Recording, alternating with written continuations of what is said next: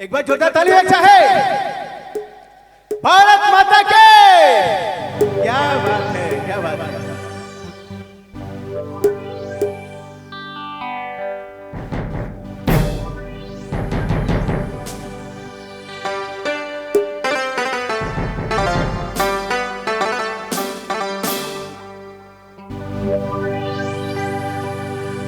देश की आजादी खातिर हो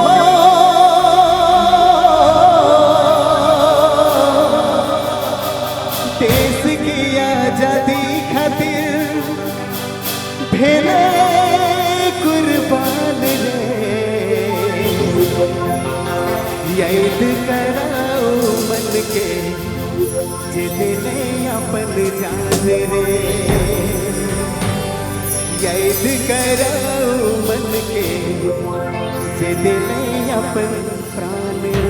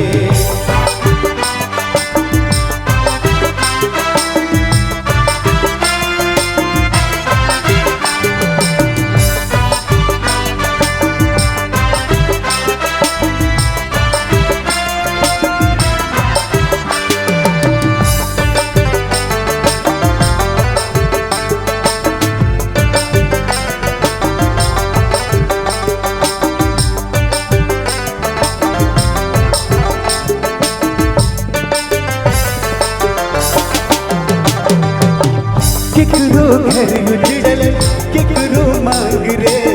मैं कंध भेटा लगिन कहाँ मोर लाल रे।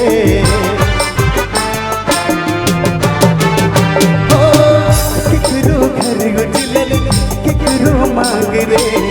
मैं कंध भेटा लगिन कहाँ मोर लाल रे।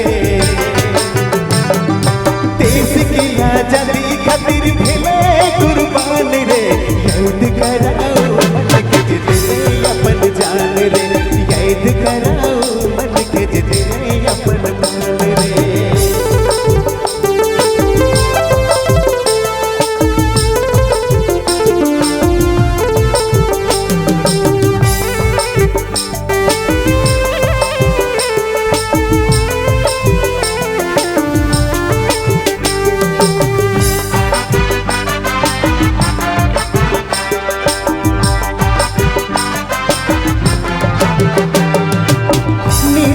भीड़ गेले अपन सीना तान के अंग्रेज के भगाई देले पूरा हिंदुस्तान से।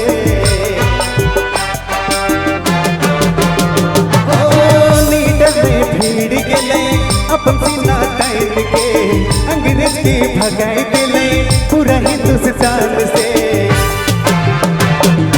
देश के आजादी खातिर भेले कुर्बान रे, याद कराओ मन के जितने अपन जान रे, याद कराओ मन के जितने अपन जान रे।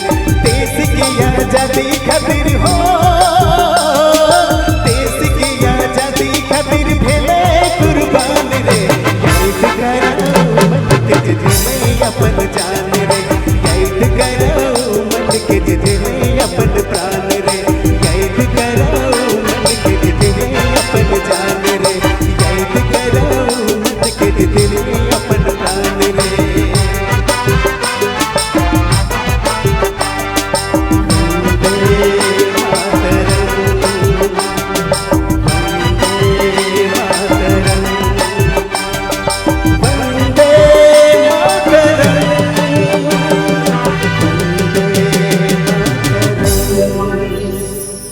बहुत बहुत धन्यवाद।